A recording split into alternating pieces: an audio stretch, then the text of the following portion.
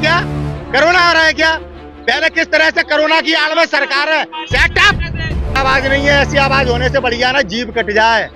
आज रवीश कुमार जैसा इस देश का सर्वश्रेष्ठ पत्रकार पत्रकारिता नहीं कर पा रहा, तुम्हारे जैसे दो कौड़ी के ढक्कनों के कारण। चौथा स्तंभ आज देश में दलाली कर रहा है, दलाली देश का। तभी तो नीलाम हो रहा है, तभी तो आज एक आईपीएस इन गुंडों के तलवे चाट रहा है। आपने किस तरह से आज देश पे अत्याचार कर रहे हैं, आम नागरिक की आवाज को दबा रहे हैं। किसान जब बैठता है अपनी मांगों को लेके तो दो कौड़ी के तुम दो कौड़ी के दल्ले कहते हो, ये आतंकवादी बैठा है। यही वो लोग है ना कभी बुरके पे बात करते हैं, यही वो लोग हैं बेटी की जीन्स देखते हैं। ये राजपूतों के पास वोट बैंक नहीं है, हमारा यूज कर रहे हैं आरएसएस के लोग। भगवा का अपमान, भगवा के अपमान करने की हिम्मत है किसी में? भगवा का अपमान कर रहे हैं आदित्यनाथ योगी, भगवा का अपमान कर रहे हैं चिन्यामन, भगवा का अपमान कर रही है साध्वी प्रज्ञा सिंह ठाकुर।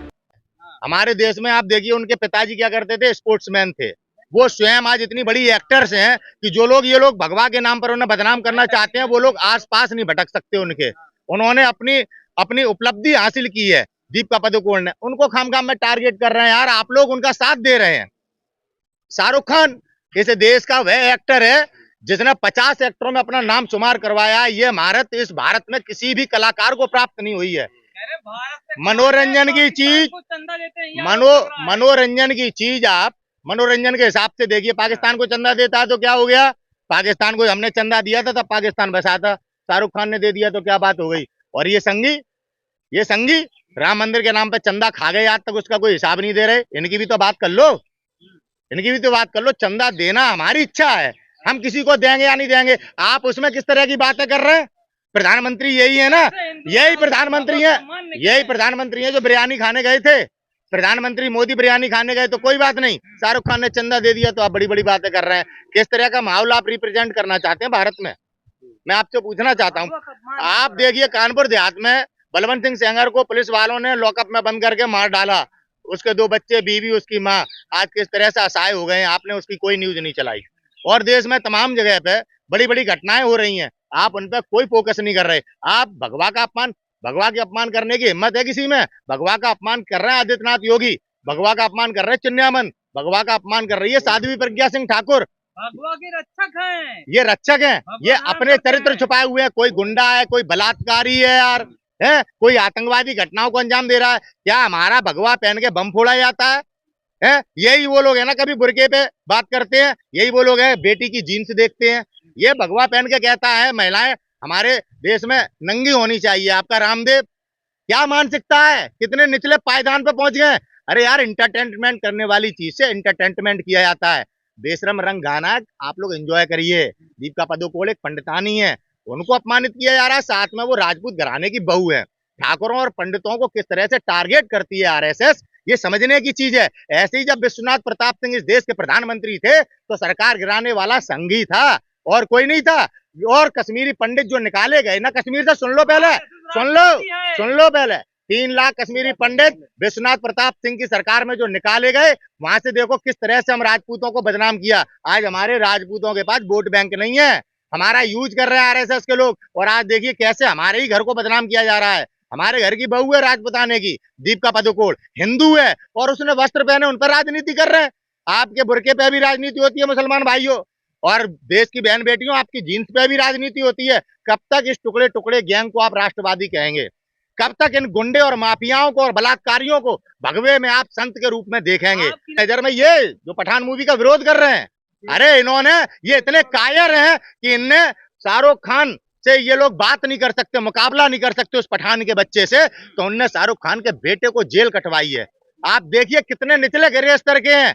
शाहरुख खान के सामने जब टिक नहीं सकते तो उसके परिवार पे भी हमला करते हैं। ये हमारे सनातन धर्म की सभ्यता नहीं है। हम लोग नियत्ते पे वार नहीं करते, हम आज अपनी परंपराएं नहीं बचा पा रहे हैं। आज सनातन धर्म का मान सम्मान स्वाभिमान आज हम नहीं बचा पा रहे हैं इस टुकड़े टुकड़े गैंग से, जो आज देश की सरकार में भगवा धारण कर कर आज हमारे देश को किस तरह से नीलाम कर रहा है। आप देखिए नरेंद्र गिरी महंत जी ने मठों में जो ये घुसपैठ हो रही है ना, इसकी जांच करने के लिए सब मठों को पत्र लिखा और उनकी हत्या हो गई। राफेल डील की जांच कर रहे थे हमारे देश के सीडीएस, उनकी किस तरह से हत्या हो गई। बराबर राहुल गांधी ने देश को कहा कि पेगासस जासूसी कांड चल रहा है। ये पेगासस वो हथियार है जिसके कारण हमारे देश के सीडीएस की हत्या होती है, जांच ही नहीं करवा रहे। अगर हम अपने देश के सीडीएस के न्याय के लिए बात करें तो हम देशद्रोही हैं। इस टुकड़े टुकड़े गैंग के कारण आज देश में न्याय का पतन हो गया है। न्यायपालिका से देश को न्याय नहीं मिल पा रहा है इस टुकड़े टुकड़े गैंग के कारण। मोदी जी के राज में आज न्याय तंत्र, देश का प्रशासन आज सब घुटने टेके हुए है। कोई आज स्वतंत्रता से बोल नहीं पा रहा है। ममता बनर्जी को किस तरह से पोलिंग में कैद कर लिया गया। ममता बनर्जी चुनाव जीती हुई थी शुभेंदु अधिकारी से, उन्हें जबरन हराया गया, लेकिन आज वे मुख्यमंत्री हैं बंगाल की, लेकिन सत्य नहीं बोल पा रही हैं। क्यों नहीं बोल पा रही हैं? मोदी जी अगर देशभक्त होते तो सवाल ना उठते। मोदी जी ने देश के साथ धोखा किया है। कहाँ है 2 करोड़ रोजगार जो देश के नौजवान से कहा था, वादा किया था गरीबों से? चाइना, फिर बीच में आपकी दलाली शुरू हो गई। नरेंद्र मोदी ने कौन सी ऐसी बात जो मंच से खड़े होकर बोली और जो पूरी कर दी? जब उनका सच हम बोलने लगते हैं तो आप जैसे 2 कौड़ी के जो टीवी का माइक बात पकड़ के खड़े हो ना, अपनी दलाली शुरू कर देते हो। बताओ मोदी जी की राष्ट्रभक्ति का क्या प्रमाण है? क्या केवल शब्दों से मंच पे खड़े होकर अच्छा बोलने से राष्ट्रभक्त हो जाते हैं? हर 420 करने वाला, हर अपराधी जितना अच्छा बोल सकता है उससे अच्छा आप नहीं बोल सकते। क्या मोदी जी ने सच बोला हमारे देश से पिछले 8 वर्षों में? मुझे बता दीजिए, आप लोगों से जानना चाहता हूँ, क्या सच बोला भारत के पीएम ने? राहुल गांधी तो कोरोना फैला रही है सर सड़कों पे। आप किसने बताया? आपको ये जानकारी कहाँ से प्राप्त हुई?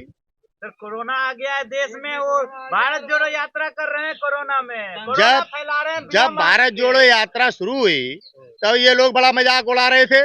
ये वो लोग हैं जो राहुल गांधी जी को कहते थे सोने की चम्मच में खाना खाते हैं, ये नहीं चल पाएंगे। राहुल गांधी जी को पता नहीं है पेट्रोल कहाँ डलता है, डीजल कहाँ पड़ता है। किस तरह से राहुल गांधी जी को देश में उनकी छवि को खराब करने के लिए कितने हजारों करोड़ रुपए फूंक दिए इनने। जब राहुल गांधी जी ने वास्तविकता सामने लाई, 3000 किलोमीटर वो पैदल चल के आए हैं, और जब किसी भी तरीके से राहुल गांधी जी को आज रोक नहीं पा रहे हैं तो अब कोरोना आ गया। अब कोरोना आ गया। राहुल गांधी जी ने सदैव पूरी विपक्ष की भूमिका निभाते हुए, सुन लो, आप सबके लिए आवाज उठाई है। आज रवीश कुमार जैसा इस देश का सर्वश्रेष्ठ पत्रकार पत्रकारिता नहीं कर पा रहा, तुम्हारे जैसे 2 कौड़ी के ढक्कनों के कारण। जब सही बात करते हो तो तुम बीच में से कुछ भी ले आते हो। कोरोना आ रहा है क्या? कोरोना आ रहा है क्या? पहले किस तरह से कोरोना की आड़ में सरकार है। सेट अप मोदी जी कहाँ पे? अभी एक भी फ्लाइट बंद हुई है? एक भी फ्लाइट बंद हुई क्या? चाइना से जो कोरोना फैल रहा है, चाइना से आवागमन बंद हुआ? आप भारत जोड़ो यात्रा के प्रति षड्यंत्र कर रहे हैं और उसमें आप सब सहभागी हैं। आज देश की परिस्थितियों में एक डीएम कार नहीं कर पा रहा, डीएम को चाटुकरता ही करनी पड़ रही है 2 कौड़ी के नेता की। एक आईपीएस काम नहीं कर पा रहा। आपने क्या चैनल नहीं देखते हैं आप? तुम्हारा टीवी चैनल इस देश में तोड़ रहा है देश को। तुम कभी नागरिकों की आवाज नहीं दिखाते हैं। जिन लोगों पे अत्याचार हो रहा है, कितने गरीबों के मकान तोड़ दिए सरकार ने। कौन से गरीब की पीड़ा आपके यूट्यूब पे देखने को मिलेगी? मुझे बताओ। कितनी हम धर्म के नाम पर मस्जिद तोड़ के मंदिर बनाएंगे क्या? आप क्या सनातन धर्म को इतना कमजोर और कायर समझते हैं?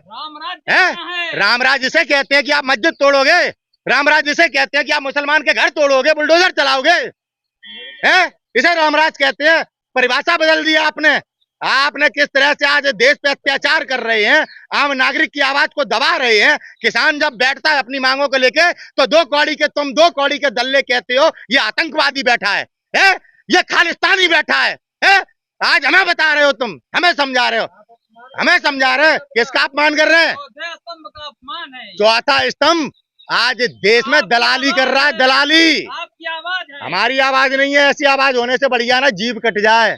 कौन दलाली कर रहा है सर? आप, भारत का मीडिया, आप जैसे लोग। सर नाम। अंजना ओम कश्यप दलाली कर रही है, रूपका लियाकत, अमीश देवगन, राजीव शर्मा, राष्ट्रवादी पत्रकार एक था रवीश कुमार। तुम्हारे देश का प्रधानमंत्री और तुम्हारे देश के जो राष्ट्रवादी उसको झेल नहीं पा रहे। यही है 56 इंच की छाती। एक पत्रकार ने दिखा दी औकात, तुम लोग उस पत्रकार का सहयोग भी नहीं कर पा रहे। तुम इतने गरीब अपने जमीर से हो, इतने गरीब हो अपने जमीर से। एक आम आदमी जब आवाज उठाता है तो तुम कोरोना घूस देते हो बीच में। एक आम आदमी अपनी पीड़ा कहता है तो तुम भगवा घूस देते हो बीच में। तुम जैसे लोगों के कारण आज देश में आम नागरिक प्रताड़ित हो रहा है। इस बात को याद रखना। अब आगे मूवी अब तुम्हें बताएं, देखेंगे नहीं देखेंगे, पूरी दुनिया देखेगी। वैसे कोई जाता नहीं देखने, लेकिन इस टुकड़े टुकड़े गैंग के कारण इस टुकड़े टुकड़े गैंग ने इस देश के नौजवान से उसका भविष्य छीन लिया है। उसे हथियार पकड़ा देना चाहते हो धर्म के नाम पे, है क्या? हमारा हिंदुत्व खतरे में है? हम मुगलों से हम खतरे में नहीं आए, अंग्रेजों से हम खतरे में नहीं आए। आज देश में 56 इंच की छाती को प्रधानमंत्री बना दिया तो देश ही खतरे में चला गया है। वाह भाई वाह, किस तरह की बातें आप हमारे देश में हमारी जनता को भ्रमित करके आज कहाँ ले आए देश। साध्वी प्रज्ञा ने कहा अगर 1000 हिंदू भी नहीं जाते हैं तो समझूंगा कि हिंदू मजबूत हो रहा है। साध्वी प्रज्ञा सिंह ठाकुर एक आतंकवादी मालेगांव बम ब्लास्ट में आरोपी हेमंत करकरे की हत्या की साजिश करता, उसके लिए आप बात कर रहे हैं यहाँ पे। सांसद है वो दुर्भाग्य है इस देश का, तभी तो नीलाम हो रहा है, तभी तो आज एक आईपीएस इन गुंडों के तलवे चाट रहा है, आज न्याय नहीं दे पा रहा है। तभी तो ये पुलिस वाले घर तोड़ रहे हैं हमारे कि सांसद साध्वी प्रज्ञा सिंह ठाकुर है। तभी तो आज हमारे देश के नागरिकों के साथ कभी हिंदू मुसलमान के नाम पर, कभी धर्म के नाम पर दीपिका पादुकोण एक हिंदू बेटी को टारगेट किया जाता है, कभी एक हिंदू बेटे को जेएनयू में टारगेट किया जाता है, कन्हैया कुमार को।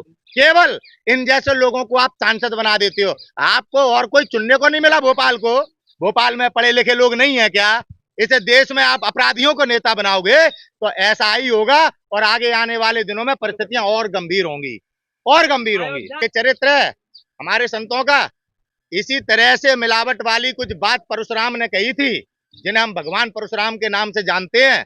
जब धनुष तोड़ दिया था मर्यादा पुरुषोत्तम राम ने, तो उन्होंने चेताया था कि सन्यासी को इस तरह की भाषा शोभा नहीं देती है। तो याद रखना इस बात को, जो ये बोल रहा है ये पाखंडी है, इसकी जांच करोगे तो ये अपराधी निकलेगा। मठों की जमीन के सौदे कर रहे हैं ये लोग, इनके कारण संत नहीं रहे। कृपालू जी महाराज जैसे, राजीव दीक्षित जैसे और नरेंद्र गिरी जैसे महंतों की हत्या हो गई है और आज तक उन्हें न्याय नहीं मिल पाया है, क्योंकि इन पाखंडियों को तुमने धर्मगुरु मान लिया है। जो संसद में जाके इस देश के राष्ट्रपिता को अपमानित करता है धर्म संसद के नाम पर, इनके पास कुछ बचा नहीं है।